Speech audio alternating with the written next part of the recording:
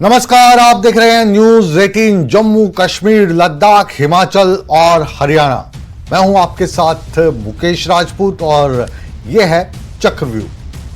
चक्रव्यूह में आज हम बात करेंगे जम्मू में अवैध रूप से बसे रोहिंग्याओं पर हुई कार्रवाई की। कार्रवाई के तहत प्रशासन ने 400 से ज्यादा रोहिंग्या परिवारों की बिजली और पानी के कनेक्शन काट दिए हैं। इसके बाद सियासी गलियारों में हलचल काफ़ी तेज हो चुकी है। रोहिंग्या को लेकर जो बयानबाजी है वो अलग अलग मत अपने पेश कर रही है। एक तरफ जम्मू कश्मीर के मुख्यमंत्री उमर अब्दुल्ला बिजली और पानी के कनेक्शन जो काटे गए हैं इनको मानवीय आधार से जोड़कर बयानात दे रहे हैं। वहीं पर विपक्ष रोहिंग्याओं को देश के लिए खतरा बता रहा है। आज इसी मुद्दे पर हम करेंगे चक्रव्यूह की चर्चा, लेकिन सबसे पहले हमेशा की तरह देखिए हमारी ये खास रिपोर्ट।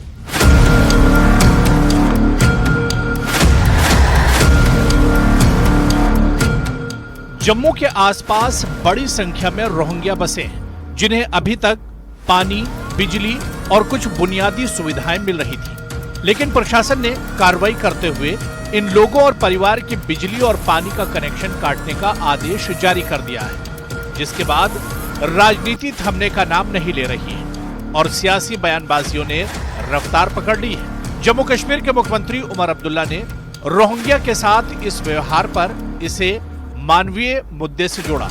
उन्होंने कहा कि रोहिंग्याओं को हम यहाँ लेकर नहीं आए, लेकिन जब तक रोहिंग्याओं को वापस नहीं भेजा जा सकता तब तक उन्हें सर्दियों में मरने के लिए नहीं छोड़ा जा सकता। जब तक वे यहाँ हैं के साथ इंसानों जैसा व्यवहार किया जाना चाहिए। वहीं जम्मू कश्मीर के पूर्व उप मुख्यमंत्री कविंदर गुप्ता ने इस बयान पर सवाल खड़े किए हैं। कविंदर गुप्ता ने इसे साजिश का हिस्सा बताया। इनका कहना है कि रोहिंग्या का देश में रहना देश की एकता और अखंडता के लिए खतरा है। हमने उनको यहाँ लाके बसाया नहीं, उनको लाया गया, यहाँ बसाया गया। अगर मरकज़ की पॉलिसी बदल गई है तो उठा के ले लीजिए उनको, लेकिन जब तक यहाँ पे हैं उनको जानवरों के साथ उनका सलूक तो नहीं किया जा सकता ना। इंसान हैं, इंसान के तौर पे उनके साथ सलूक किया जाना चाहिए। इसको ये खाम मुद्दा बना रहे हैं। किसी के पानी बिजली अगर कटी है तो मालिक मकानों की कटी, उनके हिसाब से कटी। रोहिंग्यास को बीच में लेकर के ऐसे ही कर रहे हैं, क्योंकि मालिक मकानों के पास ना तो आइडेंटिटी है, क्योंकि ये जो पुलिस स्टेशन या दूसरे इसकी जानकारी कहते हैं कि एक रूल है उसके हिसाब से रखनी चाहिए। जम्मू कश्मीर के मुख्यमंत्री और पूर्व उप मुख्यमंत्री के बीच वार पलटवार का यह सिलसिला जारी ही था कि पूर्व मुख्यमंत्री डॉक्टर फारूक अब्दुल्ला ने भी रोहिंग्या के साथ हो रहे व्यवहार के खिलाफ बयान दिया। उन्होंने कहा कि भारत सरकार ने रोहिंग्या को बसाया था, अब यह हमारा फर्ज है कि जब तक रोहिंग्या यहाँ हैं उन्हें बिजली पानी मिलना चाहिए। देखो भैया, वो गवर्नमेंट ऑफ इंडिया ने यहाँ पे रेफ्यूजीज भेजे हैं, हमने नहीं लाया, उन्होंने यहाँ बसाया है और हमारा फर्ज है जब तक वो यहाँ हमारे पास हैं, रेफ्यूजीज हैं, उनको पानी और बिजली देनी चाहिए। सत्ता और विपक्ष के बीच राजनीतिक खींचतान जारी है।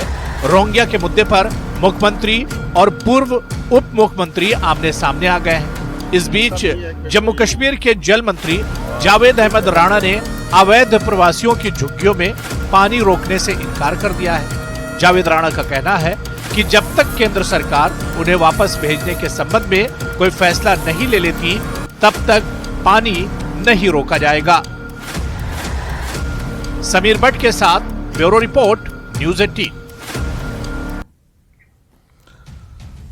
तो चक्रव्यूह की चर्चा शुरू करते हैं और इस चर्चा में आज हमारे साथ थोड़ी देर में जुड़ रहे हैं भारतीय जनता पार्टी के स्पोक्स पर्सन RS पठानिया। कुछ देर बाद हमारे साथ जुड़ेंगे। इस वक्त हमारे साथ मौजूद हैं नीलोफर मसूद, नेशनल कॉन्फ्रेंस की प्रवक्ता। बहुत बहुत स्वागत है आपका। हमारे साथ हैं जगदीप सिंह, कांग्रेस के प्रवक्ता, और इस वक्त स्क्रीन पर आप देख पा रहे हैं सुहेल काजमी साहब को। आप विश्लेषक के तौर पर इस पूरी चर्चा में हमारी मदद करेंगे। आपका भी बहुत बहुत स्वागत है। हमारे साथ हैं डॉक्टर SP वैद साहब जो एक्स डीजीपी हैं कश्मीर के, आपका भी बहुत बहुत स्वागत है। और स्क्रीन पर आप देख पा रहे हैं तेजिंदर सिंह सोडी, सीनियर एडिटर जम्मू कश्मीर लद्दाख के, आपका भी बहुत बहुत स्वागत है इस चक्रव्यूह की चर्चा में। पहला सवाल लेडीज़ फर्स्ट नीलोफर मसूद साहिबा आपसे करते हैं, ये पूरा माजरा क्या है और आप इसको व्यक्तिगत तौर पर और अपनी पार्टी की लाइन के तौर पर किस तरीके से देखती हैं? देखिए मुकेश जी, मुझे लगता है जो जम्मू कश्मीर नेशनल कॉन्फ्रेंस के जो इस वक्त मौजूदा सरकार में है, उन्होंने अपनी लाइन जो है वो वाज़ेह कर दी है। उन्होंने सही मानों में ये कहा है कि ये एक ह्यूमैनिटेरियन इशू है जिसको गवर्नमेंट ऑफ इंडिया को देखना चाहिए। देखिए, जब ये रिफ्यूजीज जम्मू में आए या किसी भी खित्ते में हमारे मुल्क में वो सेटल, तो मैं नहीं कहूंगी सेटल हो गए, बल्कि जहां पर भी है तो वहां पर वो बैठे हैं तब तक जब तक उनके बारे में फाइनली कोई डिसीजन गवर्नमेंट ऑफ इंडिया नहीं लेती है कि उनको डिप्यूट करना है। अगर डिप्यूट करना है आप उनको डिप्यूट कीजिए, अगर उनको यहाँ रहना है तो आप उनको तब तक रहने दीजिए इस तरीके से, ताकि जो राइट टू आर्टिकल 21 है वो इन्फ्रिंज नहीं होना चाहिए, जिसमें आप जानते हैं कि जो हमारा आर्टिकल 21 है ये कहता है right to live with dignity. ये हर एक के लिए, उसमें हर कोई सिटीजन आता है, चाहे वो बाहर का है चाहे वो यहाँ का है। तो हम अपने कानून की तरफ देखकर, अपने कॉन्स्टिट्यूशन की इज्जत करके और ह्यूमैनिटेरियन इशू को देखते हुए ये कहते हैं कि ये कहाँ का इंसाफ है कि आप ह्यूमन वैल्यूज जो है उसका हमें एहसास ना हो। हम ये कहें कि ये जानवर है तो इसलिए हम, हालांकि हत्या के जो जानवर है हम उनकी प्रोटेक्शन के लिए भी आ जाते हैं, तो फिर पानी बंद करना, बिजली बंद करना, ये बिल्कुल सही बात नहीं है। गवर्नमेंट ऑफ इंडिया को अपनी पॉलिसी जो है हमारे मुल्क को वाजे करनी चाहिए। अगर वो चाहते हैं कि वो यहाँ से इनको निकाल दे तो उसी पॉलिसी के हिसाब से उनको यहाँ से निकाल दे, लेकिन जब तक वो यहाँ पर है, जब तक वो यहाँ पर है, वो जिम्मेदारी हमारे सरकार की है और सेंटर की भी जिम्मेदारी है कि इनकी जिंदगियों के साथ खिलवाड़ नहीं करके बल्कि इनकी जिंदगियों का भी ख्याल रखे, जब तक कोई ना कोई पॉलिसी हमारे सामने वाज़ेह नहीं हो जाती है। जी वापस आपके पास से लौटूंगा नीलोफर जी। अब जगदीप सिंह का हम रुख कर रहे हैं, कांग्रेस के प्रवक्ता के तौर पर हमारे साथ जुड़े हैं। जाहिर आपकी जो पार्टी की लाइन है वो भी नीलोफर जी से मिलती जुलती ही होगी, मुझे ऐसा लगता है। मुकेश जी, आभार, शुक्रिया आपका। ये आपने जिस तरीके से विषय विशेष पर अपना पक्ष रखा, मैं समझता हूं ऐसा नहीं है, क्योंकि मानवीय संवेदनाएं और मानवता प्राथमिकता रहनी चाहिए, फिर भले ही आप किसी भी सियासी तंजीम से क्यों ना हो। ये मामला ऐसा है कि जिस पर अगर हम बड़ा सीरियसली मनन करें तो हमें देखना पड़ेगा सन 1970 से जब ये रखाइन प्रांत में पहली मर्तबा ये स्थिति शुरू हुई और उसके बाद 2016 और 17 का वो दौर जब ये रोहिंग्या मुस्लिम्स जो हैं इन्होंने भारत में प्रवेश किया, जो आधिकारिक रिकॉर्ड के अनुसार। दूसरा, अगर आप देखें तो समुचे विश्वीय स्तर पर अगर हम देखें तो ये दुनिया का सबसे बड़ा मैसेकर है। और यहाँ पर स्थिति बड़ी स्पष्ट है। मुझे ये समझ नहीं आ रहा कि आज भाजपा किस बिना पर यह सवाल खड़ा कर रही है और आखिर किससे कर रही है। यद्यपि मरकज में आप हैं, केंद्रीय हुकूमत आपके पास है, और जम्मू कश्मीर में भी परोक्ष रूप से, खासतौर से जब आपने जम्मू कश्मीर पुनर्गठन अधिनियम की धारा 55 लगाई और वो अख्तियार सारे एलजी को दे दिए, उस हिसाब से होम डिपार्टमेंट आपके पास है, तो ये आपकी जिम्मेदारी बनती है कि आप इस मामले का एक कोई जेन्युइन तरीके से कोई इसे रिकंसाइल करें, जिससे कम ऐसे लोग जिनके ऊपर बहुत बड़ा मानवीय नरसंहार जो पेश आया और आज उसमें बच्चे हैं, महिलाएं हैं, अगर आप उनको वापस भेजते हैं बहुत अच्छी बात है। और इसके अलावा जब तक आप नहीं भेज पाते हैं तो अगर आप उनको आइडेंटिफाई करके उनमें से जो कोई असामाजिक तत्व है उनको आप राइट अवे डिपोर्ट भी करते हैं, कोई दिक्कत नहीं। लेकिन कम से कम ये जरूर देखें कि ये रोहिंग्या जो है ये गुर्बत और मुफलसी का शिकार है, और हमारे देश में जिसकी संस्कृति, सभ्यता और कल्चर ये कहता है वासुदेव कुटुंबकम की हम सभ्यता को बिलोंग करते हैं, तो मुझे लगता है कम से कम इतनी मानवीय संवेदनाएं तो हमें है ही कि कम से कम उस दौरान तक उनको जो उनके बुनियादी बिजली पानी जैसे हक हकूक हैं जो हमारे संविधान के अनुसार भी जो एसेंशियल सर्विसेज का हिस्सा है, तो उसमें अगर आप एकाएक इस तरीके से चेंज लाएंगे ये कहते हुए कि ये जम्मू कश्मीर के अमन और शांति के लिए खतरा है, तो पहला सवाल यही खड़ा होता है कि आपकी हुकूमत में ये आए कैसे। जी, और इसमें एक और वापस आपके पास लौटूंगा, और जाहिर है कि जो सवालात आप उठा रहे हैं और जो दूसरा पक्ष है उनसे हम जवाब भी लेंगे। हम रुक कर रहे हैं डॉक्टर एसपी वैद साहब का, एक्स डीजीपी हैं। तो ये जो सवालात उठाए जा रहे हैं प्रशासन की तरफ से कि जो रोहिंग्या हैं उनको कुछ केसेस ऐसे मिले हैं, जैसे जो दस्तावेज़ इनके पास हैं तो वो उसमें से बहुत सारे दस्तावेज़ ऐसे हैं जो फर्जी मिले हैं। कुछ जो इनका रहन सहन का अंदाज़ है वो भी सवालों के घेरे में आए हैं। बहुत सारे केसेस ऐसे मिले हैं जिसमें ये क्राइम पर आधारित हैं। तो वैद साहब, आप का क्या रुख है इस, क्योंकि दो भागों में बटा हुआ सा आ रहा है ये जो विषय है पूरा का पूरा। देखिए, नमस्कार। सबसे पहले आप सबको, आपके दर्शकों को, देखिए मैं किसी पार्टी से ताल्लुक नहीं रखता, लेकिन मेरा एज ए सिटीजन इस देश का और इस देश का एक सीनियर पुलिस अफसर रिटायर्ड होने के बाद की वजह से मेरा व्यू दोनों से थोड़ा मुख्तलिफ है। आप देखें, हम जानवर को भी पानी देते हैं। मेरे घर में बहुत सारे कुत्ते बिल्लियां हैं, मैं उनको भी पानी देता हूं, रोटी देता हूं। और वो भारत की संस्कृति, हम परिंदों को भी दाना डालते हैं, मेरे घर में डाला जाता है। तो अगर आपको याद होगा, मुंबई अटैक में एक टेररिस्ट जो 10 आए थे उसमें से एक पकड़ा गया था। क्या नाम था? कसाब जेल में रहा। कसाब नाम था ना? बिल्कुल कसाब जेल में रहा, हमारी कस्टडी में। वो हमें मारने आया था। हाँ। मेरे देश के लोगों को मारने आया था। पानी और बिजली उसको भी दिया। देखिए, ऐसा है, रोहिंग्यास या बांग्लादेशी जो अंदर हैं, जब तक हैं, बेसिक ह्यूमन डिग्निटी और लाइफ टू प्रॉपर्टी हमारी कॉन्स्टिट्यूशन सबको देती है, चाहे वो फॉरेन सिटीजन हो, इंडिया का सिटीजन हो, अक्यूज्ड हो, टेररिस्ट हो, जिसको फांसी भी लगनी उसको भी मिलता है जी। लेकिन जहां तक इलीगल इन्फिल्ट्रेटर्स का सवाल है, मेरे व्यूज उसमें बहुत दोनों से भिन्न है।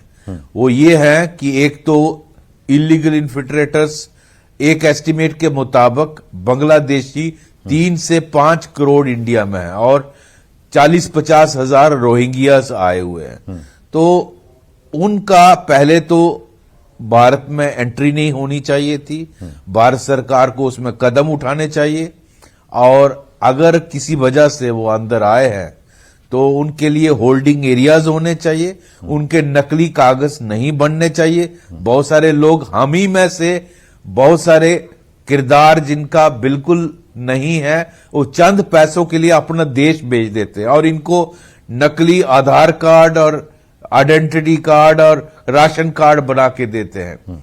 ये आप उनको पक्का सिटीजन बना रहे हो और इनको कोई सहानुभूति आपके देश के साथ नहीं है। ये जो भी यहां आया है बांग्लादेशी या रोहिंग्या, वो आए दिन आप देखते हैं क्रिमिनल एक्टिविटी में इन्वॉल्व है, टेररिज्म में इन्वॉल्व होते हैं। उनको भारत से कुछ लेना देना नहीं, उनको अपना यहाँ डीजीपी साहब, गुजारा करना है। माफी के साथ मैं जो आपने सारी बातें कही हैं और जो आपके बयान का अगर मैं निष्कर्ष निकालूं तो मैं खुद ही चक्रव्यूह में फंसा हुआ लग रहा हूं आज पहली बार। तो थोड़ा स्पष्ट शब्दों में कि आप क्या कह रहे हैं कि इनको यहाँ पे रखा जाना चाहिए, नहीं रखा जाना चाहिए, तो थोड़ा सा जो आपका मत है अगर हम कहें उसको आप साफ तरीके से मेरा मत ये है कि भारत सरकार को कदम उठाने चाहिए कि इनको सबको आइडेंटिफाई करके होल्डिंग एरियाज में रख के और जितना जल्दी हो सके इनको पुश बैक करना चाहिए, जो आज अमेरिका और यूरोप भी कर रहा है। क्योंकि उसकी वजह से उनकी देश की सिक्योरिटी खत्म, इंटेग्रिटी और सिक्योरिटी को थ्रेट है। तो भारत में भी वो चीज है और इनको, लेकिन जब तक है, खाना पानी बिजली पानी देना। जी। वापस आपके पास से लौटूंगा, एक बार रुक करता हूं। भारतीय जनता पार्टी के प्रवक्ता हमारे साथ हैं आर.एस. पठानिया जी। पठानिया जी, अभी जो इस चक्रव्यूह के दौरान ही हमें जो उदाहरण दिए गए वो ये कि पाकिस्तान से 10 लोग आए थे, उन्होंने मुंबई में ताज पर हमला किया, ओबरॉय पे हमला किया, बाकी सब मर गए, बहुत सारे लोग उन्होंने मार दिए, जिसमें हमारे देश के भी लोग थे, विदेशों के भी लोग थे। लेकिन जो कसाब पकड़ा गया उसको हमने जेल में रखा, उसकी सिक्योरिटी पर हमने करोड़ों रुपए खर्च दिए, और कभी कभी वो बिरयानी खिलाने की मांग भी करता था, तो उसको बिरयानी भी बहुत खिलाई हमारी सरकार ने, हमारे पैसों से, हमारे टैक्स के पैसों से। तो ये भारत देश हमारा है। तो अब रोहिंग्या आ गए हैं तो ये हमारे मेहमान हैं, जैसे कि उमर अब्दुल्ला साहब कह रहे हैं, उनके बेटे कह रहे हैं। तो अब इनको क्योंकि शरण दी है आपने, शरणार्थी हैं, तो ऐसे बिजली पानी काटना ठीक नहीं लग रहा है इनको, क्या कहेंगे आप? जी, सबसे पहले सभी जो ऑनबोर्ड पैनलिस्ट हैं सबको मेरी ओर से आदाब, नमस्कार। मैं स्पष्ट बात करने में जिसे कहते हैं यकीन रखता हूं।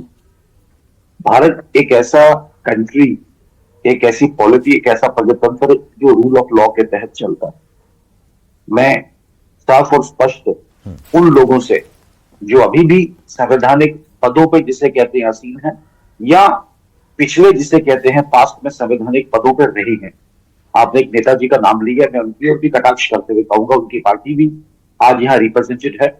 तो India is a democracy, India is a polity, India is a state which is being governed by the rule of law. पहले साफ और स्पष्ट इन रोहिंग्यास का भारत की धरती पे आना, भारत में रहना, किसी कानून, किसी जाब्ता, किसी परमिशन, उनको शरणार्थी कहना बिल्कुल सिरे से जिसे कहते हैं, मैं कहता हूं कि बिल्कुल गलत। ये सस्ती वोट बैंक की पॉलिटिक्स।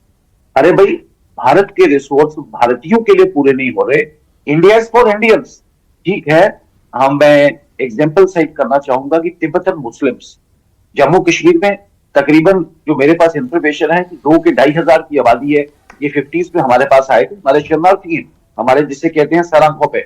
वैसे ही दलाई लामा और उनके साथ एक उनकी लामास की टीम हमारे साथ है। हम चाइना का विरोध झेलते हुए भी उनको अपना शरणार्थी कह रहे हैं। रोहिंग्या किसी भी कैटेगरी में नहीं आते, किसी भी कानून, किसी भी जाब्ता, किसी भी परमिशन, किसी भी परमिट के तहत भारतीय जिसे कहते हैं मिट्टी पे नहीं आए हैं।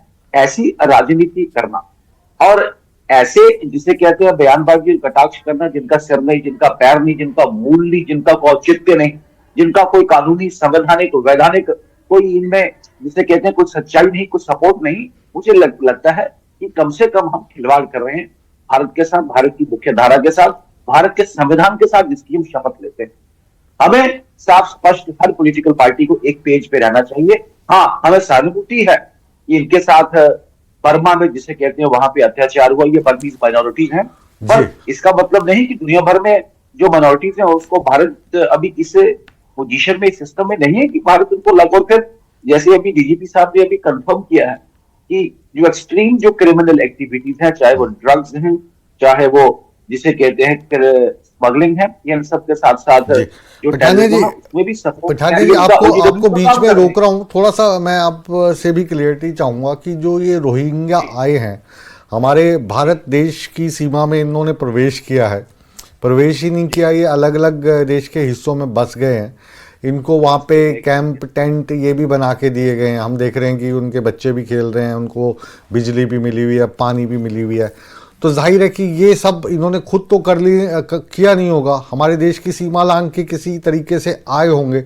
तो अब अगर अपने देश में क्या कानून है कि अगर अपने को पता लगता है कि कोई व्यक्ति हमारे देश की गैर कानूनी तरीके से सीमा लांघ के आ जाता है, तो क्या फिर उसको हम खिलाते पिलाते रहें? दूसरा एग्जाम्पल आपने दिया अभी दलाई लामा साहब का, कि जो मकलोडगंज में धर्मशाला हिमाचल प्रदेश में कई सालों से वहाँ पर है, उनकी एक अलग सरकार चलती है, पूरा जो उनका सिस्टम है मैंने देखा हुआ है, वहाँ पे प्रधानमंत्री अलग हैं, वहाँ पर राजस्व मंत्री अलग हैं, उनका प्रोटोकॉल किसी भी वीवीआईपी से कम नहीं है वहाँ पे। और दूसरी तरफ ये रोहिंग्या है, इन दोनों को अलग अलग किस दृष्टि से किया जाए और क्यों किया जाए? देखिए, मैं दलाई लामा जी और तिब्बतन मुस्लिम्स, मैंने 2 एग्जांपल्स की जो कश्मीर में रह रहे हैं उनमें, और इनमें रोहिंग्या में जमीन और आसमान का फर्क है। कानूनी तरीके से अगर देखें तो इन्हें इलीगल इमाइग्रेंट्स और इनके विरुद्ध एग्जैक्टली इनके ऊपर जो एनिमी एजेंट्स ऑर्डिनेंस था जम्मू कश्मीर में, एग्जैक्टली उसके तहत यहाँ पे मुकदमा चलना चाहिए था। पर डजंट मैटर, साफ और स्पष्ट शब्दों में इनको वापस भेजना जहां से ये लोग आए हैं, यही इसका जिसे कहते हैं सबसे बड़ा एक रास्ता होगा। ये सिर्फ भारतीय जनता पार्टी का स्टैंड तो सही है, ये भारत सरकार का स्टैंड है। और मैं बता दूं कि आज तो दोहरी और दोगली राजनीति कुछ लोग करने की कोशिश है, लेकिन जब भारतीय जनता पार्टी की सरकार नहीं थी तब भी कहा गया कि रोहिंग्या को भारत से जिसे कहते हैं वापस करना यही इसका परमानेंट जिसे कहते हैं हल है। ये कहीं भी सेटल नहीं हुए हैं, इनका कागज अगर किसी ने बनाया है वो इलीगल है, गैर कानूनी है, उसकी कोई वैधता नहीं है। कईयों ने वोट बनवाए हैं, कईयों ने स्टेट सब्जेक्ट बनाए हैं। और बांग्लादेश वापस लौटूंगा आपके पास, वापस लौटूंगा पठानिया जी आपके पास। सुहेल काजमी साहब का रुख करते हैं। आपने तमाम जो राजनीतिक पार्टियां हैं उनको सुना और साथ ही साथ जो पूर्व डीजीपी हैं जम्मू कश्मीर के उनको भी सुना।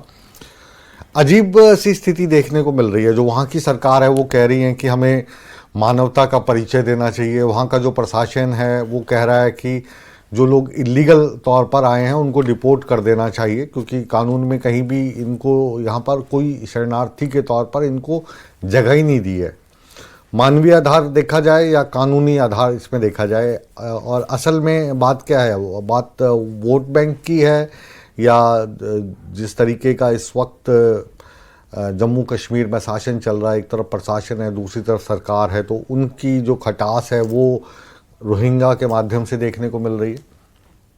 बिल्कुल Mukesh ji thank you very much बुलाने के लिए। दूसरा ये आपके सवाल में ही जवाब है और उस जवाब को मैं ऐड करता हूं कि यहाँ जब ये इस पे सियासत शुरू हुई तो मुझे याद है कि NN वोहरा साहब यहाँ गवर्नर थे और मुझे इत्तेफाक हुआ एक बार मिलने का और मैंने कहा सर ये रोहिंग्या पे बहुत सियासत हो रही है तो इसका क्या हल है, आप इसको डिपोर्ट करेंगे, इसको क्या करेंगे? तो उन्होंने कहा कि एक प्रपोजल हमने उस वक्त MHA को भेजा है और MHA is the final authority to decide about the Rohingyas, it is not in J&K। और सुनिए, जब इन पे जुल्म तशद्दुद वहां हुआ जो दुनिया में हर जगह कहीं भी होता है, तो उसके लिए यूएन की इंटरवेंशन से सर, यूएन की इंटरवेंशन से पूरी दुनिया में, ये नहीं कि हिंदुस्तान ही सिर्फ ये आए हैं, पूरी दुनिया में फ्री एक्सेस दी गई कि कहीं भी ये जाएं अपनी जान माल का हिफाजत करें और उनकी रेजोल्यूशंस के हिसाब से ये भारत में भी आए। और भारत की बहुत सी स्टेटों में रोहिंग्यास बसे हैं और जम्मू कश्मीर में भी कुछ रोहिंग्यास आगे,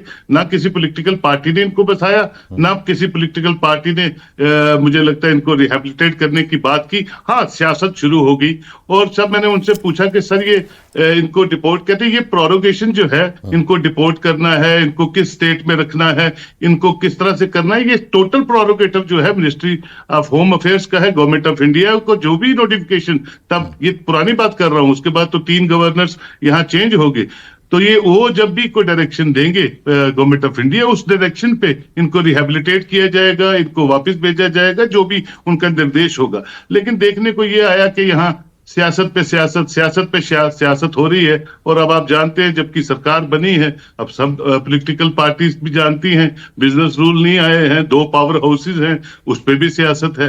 और ह्यूमैनिटेरियन ग्राउंड्स पे आप देखें एज ए सिटीजन, मैं ये जानता हूं कि बिल्कुल आप पानी बिजली तो बंद नहीं कर सकते साहब, ये अपनी मर्जी से नहीं आए हैं और रूल ऑफ लॉ के तहत ही आए हुए हैं। इन्फिल्ट्रेटर्स भी नहीं है कि जबरदस्ती बॉर्डर पार करके आ गए तो पुलिस ने पकड़ लिया होता। तो ये किसी न किसी पॉलिसी के तहत यहाँ बस रहे हैं या बाकी स्टेटों में बस रहे हैं। और जब भी आप इसे पूछो, आप क्या हल इनका पाते हो? क्योंकि जाहिर है कि जो संसाधन है तो भारत भी विकासशील देश है, अभी विकास कर रहा है, बहुत ज़्यादा विकसित नहीं है। अगर हम अपनी तुलना अमेरिका से करें, यूरोप के देशों से करें, तो अभी भी हमारे देश में भी बहुत गरीबी है। हमारे देश में भी लगभग 80 करोड़ के करीब जनता ऐसी है जिनको सरकार को फ्री में राशन देना पड़ रहा है। उस पर फिर इनका बांग्लादेशियों का दबाव, रोहिंग्या का दबाव, ये हमें और पीछे की ओर धकेलता है। तो आपकी नज़र में क्या सॉल्यूशन क्या है इसका?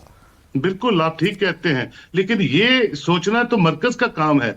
आप और मैं तो यहाँ स्टेट जो है इस वक्त तो यहाँ की जो कैबिनेट है वो अपने काम नहीं कर पा रही है, तो इनको क्या रिहेबिलिटेट करेगी, उनको क्या पुशबैक करेगी? ये prerogative he government of India का है कि वो उनको फाइनल कॉल लेना है कि क्या करना है इनके मुद्दे पे। इनको किसी एक जगह पे बसाना है, वापस रिपोर्ट करना है। अब तो हालात वहां के भी बेहतर हो चुके हैं आहिस्ता आहिस्ता, वैसी स्थिति नहीं है जिन स्थितियों में ये बाहर निकले थे। ये तो उन मुल्कों के साथ बातचीत करके मुल्क, आज हमारी एक्सटर्नल अफेयर्स पॉलिसी भी बहुत स्ट्रांग है। ये तो मरकज की सरकार को देखना है और जो उनका डिसीजन होगा मैं वो समझता हूँ वो सबको सरप्रिय होगा और उसी पे एक्शन होगा।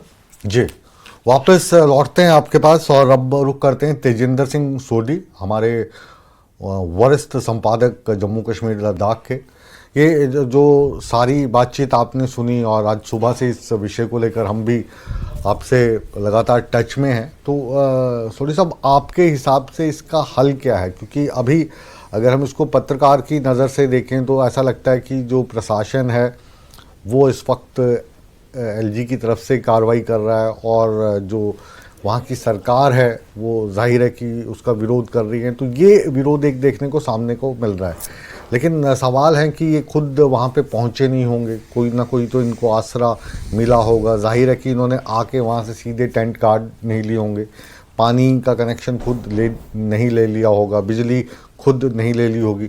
अब इसको अगर काटने का काम प्रशासन कर रहा है और उसमें लगता है कि कहीं ना कहीं जो केंद्र सरकार है उनके दिशा निर्देश हैं, तो इनको जो रोकने की बात कर रहे हैं या इनको जो फैसिलिटीज़ बरकरार रखने की बात कर रहे हैं, उसमें आप कोई राजनीति देखते हैं?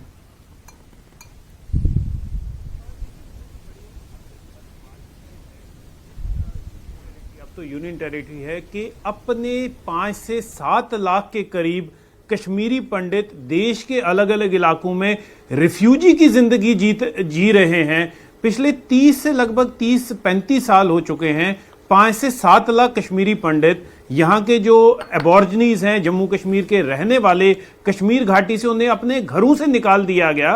वो देश के अलग अलग हिस्सों में रिफ्यूजी की जिंदगी जी रहे हैं। और हम इस बात को लेकर परेशान हैं कि जो बांग्लादेश से रोहिंग्या बॉर्डर इलीगली क्रॉस करके जम्मू कश्मीर में आए हैं, और हमारी जो सरकार है अभी जम्मू कश्मीर की, जो उमर अब्दुल्ला द्वारा जो अभी चल रही है, वो इस बात को लेकर ये कह रही है कि इनके ह्यूमन राइट्स का हमें ख्याल रखना चाहिए। जो रोहिंग्या बांग्लादेश क्रॉस करके, बांग्लादेश एक मुस्लिम कंट्री थी, वहां पर भी उनको रखा जा सकता था, लेकिन वो भारत में आए और भारत में भी उन्होंने कुछ ऐसे इलाके चुने जहां पर, जैसे आप जम्मू की बात करें, वो जम्मू में आके बस गए, वो दिल्ली के कुछ इलाकों में आके बस गए।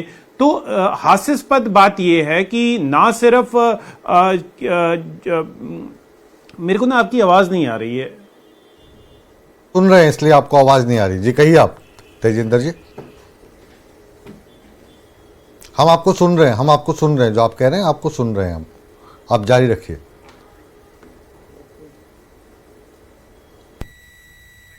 हाँ, लगता है सोढी साहब तक हमारी आवाज़ नहीं पहुंच पा रही, लेकिन असल में आप कह रहे थे और हम सुन रहे थे। फिर भी जो टेक्निकल टीम है वो इस ग्लिच को ठीक करने का काम कर रही है। दोबारा से एक बार रुख करते हैं नीलोफर मसूद जी का। जो तेजिंदर सिंह है, इन्होंने भी जो सवाल उठाया है सोढी साहब ने, ये भी बहुत वाजिब सा है कि यही वो कश्मीर है जहाँ से हज़ारों की तादाद में जो कश्मीरी पंडित थे वो बेघर हो गए। ये सोढी साहब खुद बारामूला से ताल्लुक़ रखते हैं, ये भी घर बार से बाहर होके आज जम्मू में बैठे हैं। तो इनकी फ़िक्र कम है और जो बांग्लादेश से रोहिंग्या आए हैं उनकी फ़िक्र ज़्यादा है।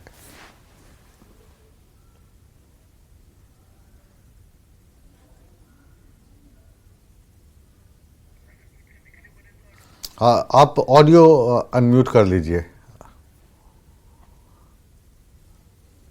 देखिए, हमारी सरकार की जो प्रायोरिटी है पहली ही रहेगी कि जो हमारे कश्मीरी पंडित बरादरी है या उसमें जो भी माइग्रेंट, जिसने माइग्रेशन यहाँ पर की है, उनको वापस यहाँ लाए, तो इनको यहाँ पर बसाए। बल्कि इस तरह से नहीं कि जैसे कि बीजेपी ने पिछले 10 सालों में कहा कि हम उनको केपी का इस्तेमाल करके एज ए वोटर कार्ड, हमने कभी ना इस्तेमाल किया है, ना करेंगे। बल्कि हम नेक दिली से, हमारे मैनिफेस्टो में भी है कि हम चाहते हैं सही मानों में कि जो हमारे पंडित बरादरी है या उसमें जितने भी माइग्रेंट यहाँ पर माइग्रेशन होगी 1989 के बाद, वो वापस अपनी जगह पर रहे और वो जो रेफ्यूजी का टैग है वो हमेशा के लिए खत्म हो जाए। जहां तक रही हमारे मुल्क की बात, आप खुद जानते हैं कि जो हमारा मुल्क है, ये मैं अभी आर्टिकल 21 की बात कर रही थी, अभी हम रेफ्यूजी कन्वेंशन 1951 है, प्रोटोकॉल 1967 है, हम उस चीज को मानते हैं और यूएन के साथ हम जुड़े हुए हैं। इन प्रोटोकॉल्स का, इन रेफ्यूजी कन्वेंशंस का हम बिल्कुल मानते भी और उनकी इज्जत भी करते हैं। ये कहाँ का इंसाफ है? एक इंसान जो है, आप ये कहते हैं कि चाहे वो कहाँ से भी आया, क्या आया, अभी हमारे देश में सेटल है। हमारा देश जो है फेयरनेस, जस्टिस, इक्विटी के लिए मशहूर है। हमारे अपने रिच ट्रेडिशंस है, एथिक्स है हमारे। क्या हमारे एथिक्स, हमारे रिच ट्रेडिशन हमें ये सिखाते हैं कि एक इंसान जो है, आप उनको पानी भी छीन लो, खाना भी नहीं दो, बल्कि वो ऐसे ही आप जो कह रहे हैं बिल्कुल मानवीय आधार पे जो आप बातें बोल रहे हैं, बिल्कुल दिल को छू रही हैं। अब सोडी साहब, आप तक मेरी आवाज पहुंच पा रही है? तो ये जो सवाल उठा रहे थे कि जो यहाँ से चले गए कश्मीरी भय के कारण, या जो सिख फैमिलीज हैं उनका पलायन हो गया कश्मीर के भागों से, तो उनकी चिंता सरकार को कम है, इनकी ज़्यादा है। ये मेरा सवाल था। मतलब आप इसका डिफरेंस समझने की कोशिश कीजिए। हम ये नहीं कह रहे हैं कि किसी का बिजली काट लो, पानी मत दो, या किसी पे जुर्म करो, ये हमारा कहने का बिल्कुल तात्पर्य नहीं है। देखिए मुकेश जी, मैंने उसी सवाल का जवाब दिया कि ऐसा नहीं है कि हमें प्राइवेटाइज अपने सिटीजन्स के बारे में कोई भी जो मसला है वो नहीं करना है, या उनकी रिहैबिलिटेशन वापस अपने घरों में अपनी जगह पर नहीं करनी है। वो हमारी प्रायोरिटी तो है ही और होनी भी चाहिए हमारे मुल्क की। लेकिन अगर कोई लोग यहाँ पर 2012 से आए हुए हैं, रह रहे हैं, जब तक एक वाज़ेह पॉलिसी, या तो हम रिफ्यूजी कन्वेंशन 1951 में बिलीव नहीं करते, अब कोई वाज़ेह पॉलिसी हम कहते हैं, आप वाज़ेह पॉलिसी दे दीजिए, इनको वापस डिप्यूट कीजिए। हम ये नहीं कहते कि आप इनको इधर ही रखिए, ना तो वो हमारा वोट बैंक है। इस वक्त सरकार हमारी है, 5 साल चलेगी, हमारा तो कोई वोट बैंक से ताल्लुक ही। धीरे धीरे जैसे कागजात बन रहे हैं मैडम, वोट बैंक भी बन जाता है। खैर उस मसले पर नहीं आ रहे। एक बार आपके जो साथी कांग्रेस के स्पोक्स पर्सन है उनसे भी इस पे राय लेते हैं। जगदीप जी, दर्द ये हो रहा है हिंदुस्तान के बाकी हिस्सों में हर एक व्यक्ति को कि जो कश्मीरी पंडित हैं वो निकाल दिए गए, जो सिख फैमिली हैं वो वहाँ से विस्थापित होगी, लेकिन रोहिंग्याओं के लेकर जो सरकार है वो कह रही है नहीं, इन पे तो नरमी बरतनी चाहिए क्योंकि ये हमारे मेहमान हैं। मुकेश जी, यहाँ तक मैं समझ पा रहा हूँ कि काफी सारे पार्टिसिपेंट हैं, तो मुख्तसर शब्दों में मैं नटशल में अपनी बात पूरी करूंगा। सर्वप्रथम जिस तरीके से तुलनात्मक ढंग से, कि चाहे वो दलाई लामा हो, कश्मीरी पंडित हो, कंपैरेटिवली जब ये हम अवलोकन करते हैं, तो मेरा ये मानना है कि इंसान इंसान होता है, उसकी सामाजिक राजनीतिक परिस्थितियां क्या हैं उनको सामने रखकर मुझे नहीं लगता कि कोई विचार विमर्श होना चाहिए, पहली बात। दूसरी बात, अगर कश्मीरी पंडितों की बात की जा रही है तो निश्चित तौर पर आप ही के संपादक ने ये सवाल उठाया है, तो मैं चाहूंगा कि वो पूछें मोदी सरकार से कि विगत 1 दशक से आप सत्ता में हो, क्या एक भी कश्मीरी पंडित की वापसी आप करवा सके? तो बराए मेहरबानी मुद्दे पर लौटते हैं। हमारा ये कहना है, कांग्रेस की तरफ से मैं आपको स्पष्ट बता रहा हूं, सर्वप्रथम इन लोगों को एक अलग, जिस तरीके से वैद साहब ने कहा, एक अलग इलाका जो है वो डिफाइन करके वहां पर इनको स्टैब्लिश किया जाए और इनके दस्तावेजों का सत्यापन किया जाए। उसमें जो लोग जिनके पास किसी भी तरह का कोई क्रीडेंशियल है भारतीय सरकार की तरफ से या लोकल गवर्नमेंट की तरफ से, उनके खिलाफ न केवल कड़ी कार्रवाई की जाए बल्कि उन लोगों को भी आइडेंटिफाई किया जाए जिन्होंने उनको वो दस्तावेज मुहैया करवाए और उनके खिलाफ जो कानूनी कार्रवाई बनती है वो की जाए। अब तीसरी बात, क्या हल हो? देखिए, मुझे ये समझ नहीं आ रहा, जब सत्ता आसीन पक्ष जो है वो दुनिया भर की दलीलें देने को तैयार है, वो ये मानने को तैयार नहीं कि इनका जो पूरा क्षेत्राधिकार है इस मामले पर फैसला लेने का वो आपका है। और एक बात मैं रिकॉर्ड के मुताबिक, आपको यूएन का रिकॉर्ड आप देख लें, आप भारतीय सरकार के रिकॉर्ड के मुताबिक देख लें, इनकी जो बड़ी तादाद जम्मू में आई है वो 2016 और 17 में आई है। मैं फिर से कह रहा हूं कि अब ये लोग जो यहाँ हैं उसमें आपको महिलाओं और बच्चों को देखना पड़ेगा। और एक बड़ी इंपॉर्टेंट बात जो मैं बड़े साफ शब्दों में कह दूं, क्योंकि ये लोग गुर्बत और मुफलसी का जीवन जी रहे हैं, तो बड़ा सॉफ्ट टारगेट है किसी भी आतंकी गतिविधि में संलिप्त होने के लिए। तो ऐसे में ये देखना होम मिनिस्ट्री का काम है, एमएचए का काम है कि कोई इस तरीके का सामाजिक तत्व जो है वो राष्ट्र विरोधी गतिविधि में शामिल ना हो। और मैं उदाहरण के तौर पर आपको बता दूं, आज से कुछ बरस पहले एक आगजनी की घटना हुई थी जो जमीन को लेकर थी, और उसमें रोहिंग्यास के कुछ जो असामाजिक तत्व थे वो शामिल थे, और ऐसी परिस्थितियां पहले भी बनी हुई। मेरा यह मानना है कि इस पूरे मामले को बड़ी संजीदगी से और संवेदनशीलता से लेते हुए दोनों पक्षों मद्देनजर रखते हुए जितनी जल्दी होता है इनको आप डिपोर्ट करें, कोई दिक्कत नहीं है। लेकिन जब तक डिपोर्टेशन का कार्रवाई पूरी नहीं होती, कम से कम उनको उनके बुनियादी हक दें। और अगर किसी के पास, एक आखिरी बात कह दूं, मेरे सुनने में, मेरे संज्ञान में ये आया है कि आयुष्मान योजना का लाभ भी कुछ लोगों ने उठाया है। तो ये कितनी निकम्मी और निठल्ली सरकार होगी कि इनके यहां पर सत्ताधीन होते, सत्ता में होते हुए एक बाहरी व्यक्ति, बाहरी विदेशी जो है वो ना केवल दस्तावेज बना लेता है बल्कि सरकारी योजनाओं का लाभ भी ले रहा है। तो कसूरवार कौन है? जी, उनको चलिए ये सारे जवाब हम पठानिया जी से लेते हैं, और लेकिन उससे पहले हम सोहेल काजमी साहब के पास चलते हैं। काजमी साहब, मुद्दा तो ये राजनीतिक ज़्यादा लग रहा है मुझे, अगर मैं सही मायनों में कहूँ तो। आपको क्या लग रहा है? बिल्कुल राजनीति से जुड़ा हुआ मुद्दा है। हाँ। देखिए, दलाई लामा का जो उनका कुंभा है, उनकी एक अपनी हिस्ट्री है।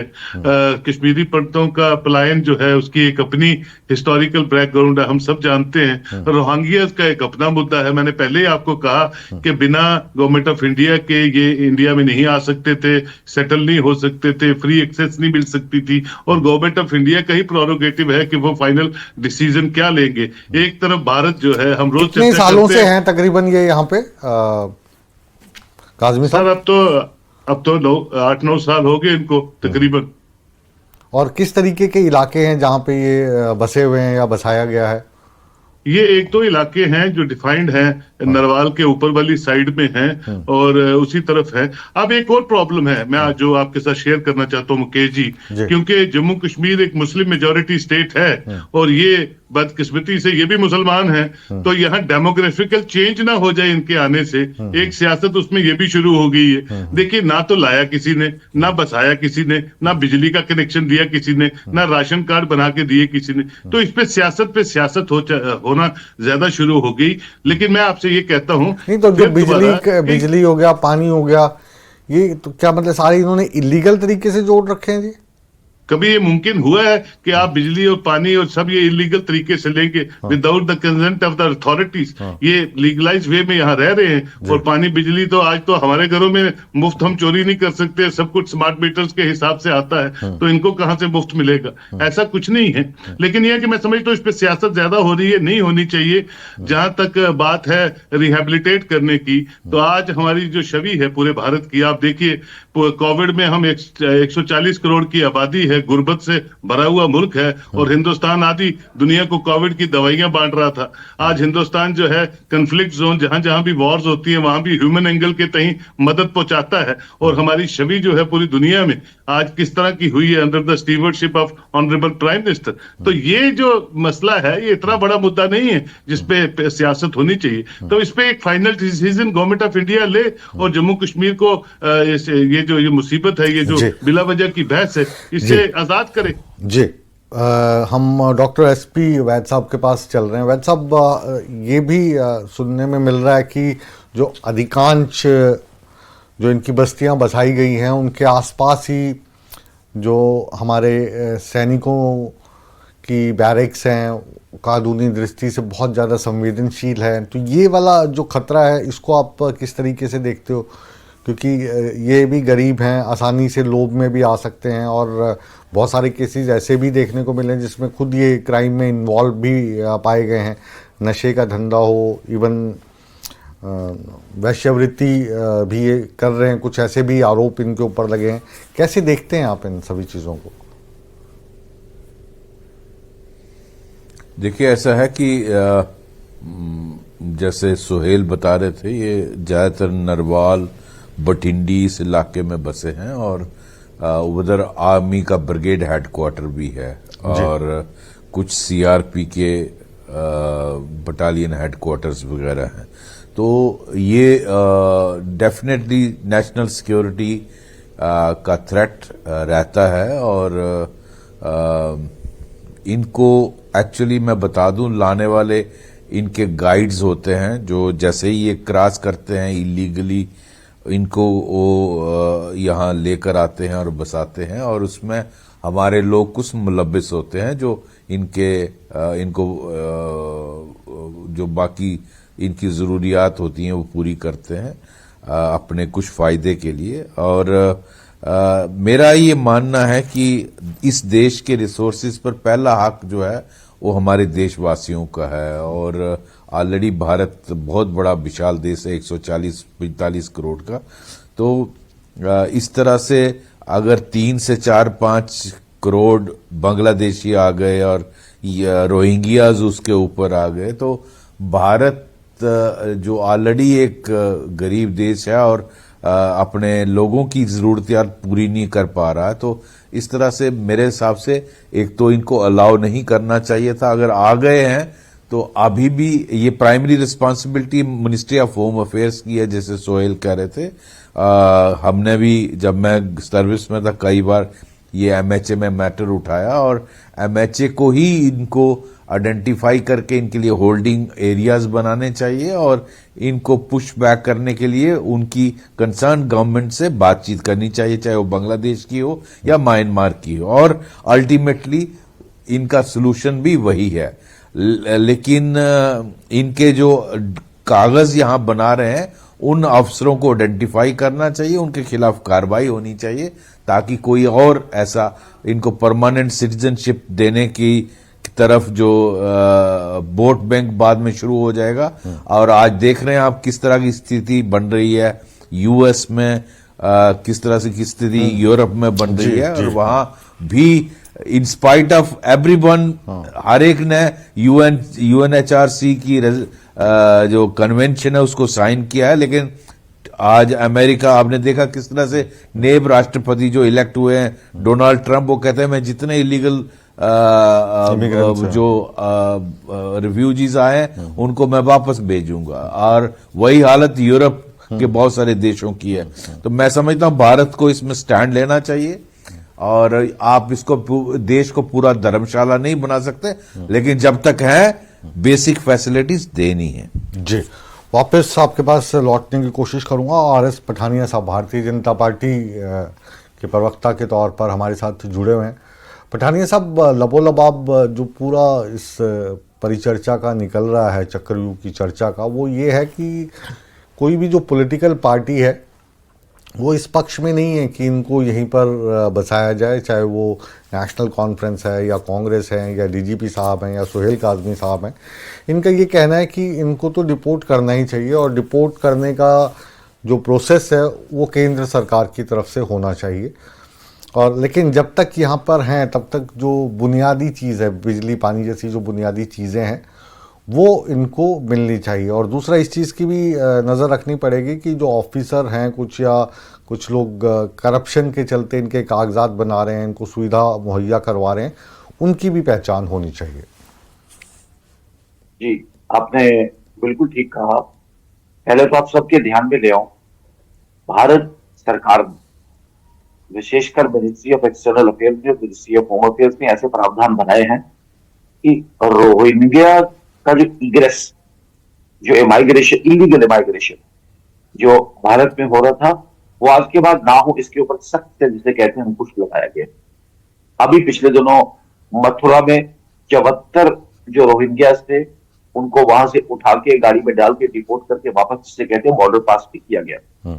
भारत सरकार बिल्कुल साफ और स्पष्ट है, और जैसा मेरे मित्रों ने कहा कि इनका वन ट्रैक, एक कड़ीबद्ध तरीके से ह्यूमन राइट्स का ख्याल रखा जाए, इसको कोई छुपाने वाली बात नहीं। लेकिन इनका भारत की धरती से वापस जाना बिल्कुल ही इसका जिसे कहते हैं रोड मैप बनाया जाए, उस पर चला जाए, यही हमारा मानना है, यही हमारी पॉलिसी है। लेकिन ये दोगलापन और जिसे कहते हैं दो मुही राजनीति कम से कम नहीं चलेगी। जो मगरमच्छ के आंसू नेशनल कॉन्फ्रेंस बाहरी है जिनको देख के पानी और बिजली का नाम लेके, तो मेरे मित्र ने अभी ठीक कहा कि क्या नेशनल कॉन्फ्रेंस की ऐसी क्वालिटी, ऐसी संवेदना मेरी कश्मीरी पंडित भाइयों जम्मू के लिए कश्मीर नहीं है। में क्या नेशनल कॉन्फ्रेंस जम्मू कश्मीर में पिछले 10 साल से इलेक्शन से पहले उस वक्त तो नेशनल कॉन्फ्रेंस ने इनको लाया और बसाया इधर। क्या आपके नाक के नीचे वो बैठे हुए हैं और आप नेशनल कॉन्फ्रेंस का नाम ले रहे हैं। नेशनल कॉन्फ्रेंस मैडम सुन लीजिए, आपके पास मैं आऊंगा, जो ये पॉइंट्स उठा रहे हैं आप आपसे जवाब लेंगे। सुन लीजिए। कश्मीरी पंडितों के साथ, उनके नौजवानों के साथ, उनकी माताओं के साथ, उनकी बहनों के साथ क्या हुआ, ये इतिहास में एक बहुत बड़ा काला धब्बा है। मेरा विनम्र निवेदन है नेशनल कॉन्फ्रेंस को कि दोगलेपन और जिसे कहते हैं मगरमच्छ के आंसू बहाने से पहले अब कम से कम 90 वाला जो एक बहुत बड़ा पलायन है और आजाद भारत का अपने आप का सबसे बड़ा जीनोसाइड एट्रॉसिटी है, अब उस पे कम से कम पहले अपना जिसे कहते हैं दामन साफ कर चलिए इनके नीलोफर जी के पास मैं जाऊंगा, लेकिन पठानिया जी अभी ये जो पूरा प्रोसेस है, जो इनको डिपोर्ट करने की बात है या जो इनके कागजात नकली बने हैं इनको चेक करने की बात है, इनके पीछे जो भी लोग रहे होंगे उन पे कार्रवाई करने की बात है, ये सारे अख्तियार तो अभी केंद्र सरकार के पास हैं। तो क्या आप अपनी तरफ से वो वाला कार्य पूरी ईमानदारी के साथ कर सकते हैं? अगर आप कर रहे हैं तो जाहिर रिपोर्ट कर रहे हैं, तो फिर इसमें नीलोफर मसूद या उमर अब्दुल्ला क्या बोलेंगे? देखिए, ये डिपोर्ट करने की और कदमी है, अभी बिजली और पानी काटा गया है। मैं ये तो रोहिंग्याज हैं, ये तो दिल्ली भी और कई सरकारें भी जो पब्लिक प्रेमिसेस एक्ट, सरकारी जमीन, सरकारी मकान या सरकारी प्रेमिसेस में जो गैर कानूनी रहता है उसके लिए भी यही प्रावधान है कि बिजली और पानी काटा जाता है। ये कोई नई बात नहीं है। अगर सरकार काट रही है इसका मतलब सरकार उस दिशा में काम कर रही है, सरकार एक रोड मैप बना रही है। मैंने बोला आपको 74 रोहिंग्या मथुरा से पकड़ के वापस जिसे कहते हैं वहां पे कुशन किए गए। तो अब सरकार में और प्रशासन में भी तो वहां पे अलग अलग है ना। जो सरकार वाले हैं वो तो कह रहे हैं जी हम पानी देना चाहते हैं, जो प्रशासन है वहां पे जो एलजी साहब के अधीन है वो कह रहे हैं कि हम बिजली और पानी काट रहे हैं, लेकिन इन लोगों के नहीं काट रहे हैं, जिनके मकान है उनके काट रहे हैं। इनके तो कोई मकान ही नहीं है, वो ये दलील दे रहे हैं। देखिए, बिल्कुल मकान भी है इनके, मकान भी बनाए इन्होंने और जाली कागज भी बनाए, इसमें कोई छुपाने वाली बात नहीं। मैं आपको बता दूं कि इसी दोगलेपन, दोहरेपन को जिसे कहते हैं हम एक्सपोज करना चाहते हैं और ये मगरमच्छी आंसू बहाना बंद करे। हम सभी एक प्लेटफॉर्म, एक मंच पे आए। रोहिंग्याज राष्ट्रीय सुरक्षा के लिए बहुत बड़ा एक थ्रेट है। अगर एक सेंटेंस में से अगर क्लिक करना हो, big threat on national security. Bharat का जो रूल ऑफ लॉ का जो जिसे कहते हैं गॉस्पेल है, जो भारत के संविधान की जिसे कहते हैं परिकल्पना, उसके ऊपर भी बहुत बड़ा धब्बा है कि जिसकी भारत को धर्मशाला नहीं है, भारत कोई वो जिसे कहते हैं फ्री फॉर ऑल सिचुएशन नहीं, जिसकी मर्जी है कि जो करेगा जैसे करेगा और फिर भारत को ह्यूमन राइट्स का जिसे कहते हैं पाठ पढ़ाएगा या ह्यूमन राइट्स वॉल्यूशन के जिसे कहते हैं या यूएन चार्टर के जिसे कहते हैं वो राग अलापेगा। नीलोफर जी आपका जो आप बयान दे रहे थे अभी उस पर कुछ काउंटर करना चाह रही थी। नीलोफर कहिए, क्या कह रही थी आप? देखिए, पहले ये अनफॉर्चुनेट लैंग्वेज जो इस्तेमाल कर रहे हैं पठानिया साहब, दोगलापन, ये बिल्कुल दोगलापन नहीं है। बल्कि उनको मालूम होना चाहिए पिछले 10 सालों से ये जो महकमा रहा है इन्हीं के पास रहा है। इनकी नाक के नीचे रोहिंग्या वाले आ जाते हैं, सजोनी में, नरवाल में। मैडम चलो, पठानिया साहब जो शब्द कह रहे थे दोगलापन, आपको अगर आपत्ति लगी इसमें तो डबल स्टैंडर्ड, हम आपसे सीधा सवाल पूछ रहे हैं कि क्या जो रोहिंग्या हैं आप चाहते हो कि वो जहां पर हैं वहीं पर वो बसे रहें? क्या उनको बिजली पानी तो काटने की प्रक्रिया? एक मिनट मैडम सुन लीजिए, आपको पूरा टाइम और आप अकेली बोलेंगे, मैं वादा करता हूँ। उनका जो बिजली पानी जो काटा गया है प्रशासन की तरफ से वो नहीं काटा जाना चाहिए। फिर जो मसला ये बार बार उठाते हैं कश्मीरी पंडितों का या सिख फैमिली का जो विस्थापित हो गए 90 से लेकर अभी तक वापस नहीं आ पाए, इसको लेकर क्योंकि अब आपकी सरकार वहां पे, आपका क्या रुख है? देखिए, माननीय चीफ मिनिस्टर जी उमर अब्दुल्ला जी ने जो कहा, मुझे नहीं लगता इस पर कोई सियासत होनी चाहिए। उन्होंने ये कहा कि मानवता का हमें ख्याल रखना है, ये एक ह्यूमैनिटेरियन डिस्प्यूट है, इशू है। जब तक वो यहाँ पर है, जब तक हमारी सरकार, हमारे जो देश है वो एक पूर्ण कोई पॉलिसी नहीं लाती है, इनको डिप्यूट करना है, इन लोगों के साथ क्या करना है, हमारी जिम्मेदारी है उनको पानी और इलेक्ट्रिसिटी दे दे, जो बेसिक फैसिलिटीज है हमारी जिम्मेदारी है हम उनको दे दे। ये हिंदुस्तान के किसी भी खित्ते में अगर होंगे, मुझे लगता है मानवता पहले है, तब जाकर सियासतें हैं।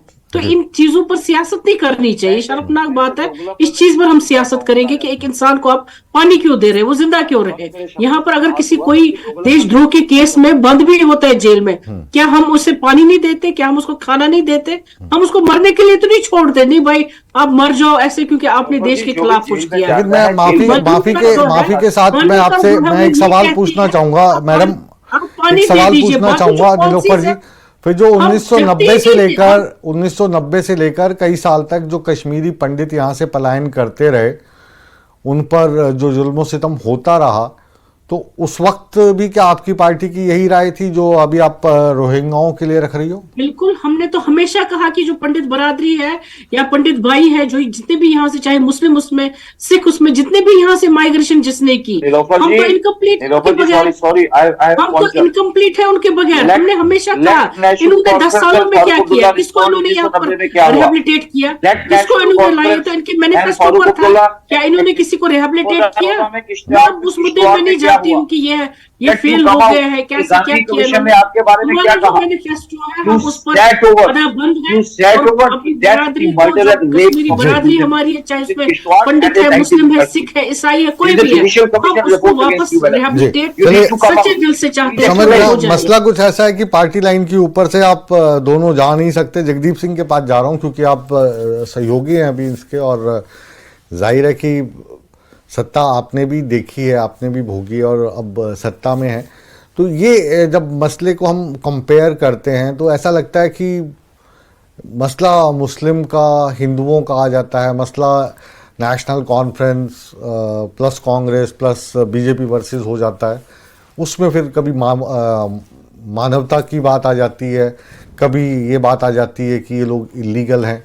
तो ले देखे मामला जो है वो सियासी ही है, जैसे मतलब समय के अनुसार अलग अलग राजनीतिक पार्टियां, चाहे वो आपकी पार्टी हो या फिर नेशनल कॉन्फ्रेंस हो या इवन भाजपा हो, अपने अपने फायदे के लिए भुनाने की कोशिश कर रहे हैं। मुकेश जी, मैं फिर से आपको ये अनुरोध कर दूं कि बार बार कश्मीरी पंडितों का हवाला मेरे भाजपाई मित्र दे रहे हैं, तो वो जरा ये बताएं कि जगमोहन जी को दूसरी मर्तबा बीके नेहरू साहब के बाद किसने भेजा था, और तब बीपी सिंह साहब की सरकार को 85 सांसदों का जो समर्थन था वो किसका था, और क्या किया उन्होंने यहाँ आकर, और किन लोगों ने जाकर उनके हाथ में एयर टिकट थमाए जो कश्मीरी पंडितों के रहनुमा थे, उनके नेता थे। तो ये एक लंबी बात हो जाएगी। मुख्तसर बात ये है, मैं फिर से कह दूं, मैं वैद साहब का एक जो वो जिक्र कर रहे थे अमेरिका का, उन्होंने हवाला दिया। मैं एक चीज बता दूं आपको, क्योंकि मैंने ये व्यक्तिगत तौर पे देखा है, आज भी मैनहट्टन में पंजाब के कुछ सियासी तंजीमों के दफ्तर हैं, जो वहां पर जो इलीगल इमिग्रेंट्स जाते हैं, जिनको एलियंस कहा जाता है, उनको वो $2,000 से $2,500 में अपनी पार्टी का लेटर हेड पे एक रोकना चाहूंगा बीच में आपको। डॉक्टर साहब, डीजीपी साहब, ठीक हैं आप? अच्छा, हाँ बिल्कुल ठीक जी जी। अच्छा, मुझे लगा कुछ आपका सिर नीचे चला गया था, मेरे को थोड़ा सा वो हुआ। समय थोड़ा कम है, आखिरी कमेंट हम 30-30 सेकंड का सोहेल काज़मी जी से और डीजीपी साहब से लेना चाहेंगे। और जी जगदीप, हाँ जगदीप जी, समय कम है, माफी चाहूंगा, मुझे पता है आपका। जी जी, नटशल में बोल रहा हूं कि दुनिया के तमाम विकसित देशों में 90% भारतीय ऐसे हैं जो नेशनल असाइलम के नाम पर झूठ बोलते हैं, और यहाँ पर जो स्थिति बनी है उनको वापस भेजा जाए, दस्तावेजों का सत्यापन किया जाए, और जो लोग जिम्मेदार हैं उनके खिलाफ कड़ी कार्रवाई की जाए। जी काज़मी साहब 30 सेकंड आपके पास। ये एक ह्यूमन रिलेटेड इशू है और मरकज को इसको फौरी तौर पे हल करना चाहिए। जम्मू कश्मीर पहले ही बड़ी मुसीबतों से जूझ रहा है, अभी भी जूझ रहा है और आगे भी जूझता रहेगा। जम्मू कश्मीर में अपने न्यूमरस इश्यूज हैं। मैं समझता हूं जिन्होंने इनको लाया, जिन्होंने इनको रिहेबिलिटेट किया, वही लोग इनको डिसाइड करेंगे कहाँ ले जाना है, क्या कर रहे हैं। एक दूसरे पे ब्लेम गेम मत करें और जम्मू कश्मीर को अच्छी डगर पे चलने दे। जो मैंडेट लोगों ने दिया है उस मैंडेट पे सरकार चले, लोग खुश रहें और अमन अमान फैले, इस पे हमें ज्यादा फोकस करना चाहिए। जी डॉक्टर वैद, हाँ आखिरी कमेंट आपका। देखिए, मेरी लास्ट कमेंट यही है कि भारत सरकार को जितना जल्दी हो सकता है इनकी सरकारों से मैटर टेकअप करके, इनको आइडेंटिफाई करके इनको पुश बैक करना चाहिए। जब तक वहां से सिग्नल नहीं आता इनको होल्डिंग एरियाज में रखना चाहिए और जब तक ये यहाँ मेहमान रहेंगे तो इनके होल्डिंग एरियाज जम्मू के बजाय कश्मीर में बनाने चाहिए ताकि ये भी खुशनुमा वादी का मजा आनंद उठाएं। जी चलिए, ये जो खुशनुमा वादी का आनंद वाली बात है, जाहिर है कि बहुत सारा तजुर्बा आप का इसमें छुपा हुआ है। और बहरहाल जो चक्रव्यूह है इसमें तमाम मेहमान जो हमारे साथ जुड़े, हम तहे दिल से आप सभी का शुक्रिया अदा करते हैं। फिर आपसे बात होगी, फिर मुलाकात होगी, लेकिन चक्रव्यूह को हम विराम दे रहे हैं बस इन 2 लाइनों के साथ कि अब जो रोहिंग्या का मसला है वो राजनीतिक होता जा रहा है। ये हमारे यहाँ पे शरणार्थी के तौर पर, लीगल तौर पर नहीं रह रहे हैं, लेकिन फिर भी ये मानना है कि जब तक हैं हमारी धरती पर पानी बिजली जैसी बुनियादी सुविधाएं इनको मिलती रहें और जल्द ही केंद्र सरकार कोई पॉलिसी बना के या तो इनको किसी खास जगह पर रखे अगर इनको हिंदुस्तान में ही रखना है, या फिर इनको अपने देश वापस डिपोर्ट कर दे, क्योंकि अब जहाँ से भाग के आए थे वहाँ पर भी हालात सामान्य हो चले हैं। चक्रव्यूह को यहीं पर विराम देते हैं, लेकिन खबरों को नहीं, क्योंकि न्यूज़ 18 जम्मू कश्मीर, लद्दाख, हिमाचल, हरियाणा पर खबरों का सिलसिला लगातार जारी है। बने रहें हमारे साथ।